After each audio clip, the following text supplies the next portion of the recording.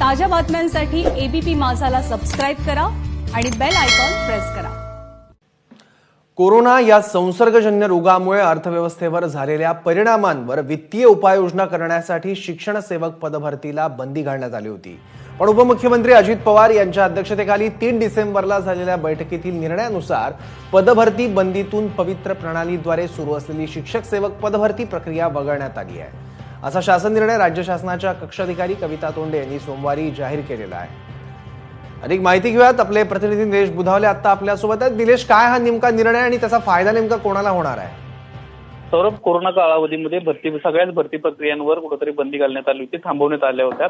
परंतु आता मात्र शिक्षक भरतीच्या बाबतीत हा निर्णय घेण्यात आलेला आहे। सूत्रांची अशी माहिती आहे की पहिल्या टप्प्यामध्ये 9वी ते 12वी साठीच्या जवळपास 2000हून अधिक जागांसाठी ही शिक्षक भरती राबवण्यात येणार आहे आणि नवीन वर्षात जानेवारी महिन्यातच या संबंधित शिक्षकांची कदाचित निवड यादी देखील जाहीर करण्यात येऊ शकते। यासोबत या निर्णयामुळे आता खूप मोठा दिलासा विद्यार्थ्यांना, या परीक्षा दिलेल्या विद्यार्थ्यांना मिळणार आहे।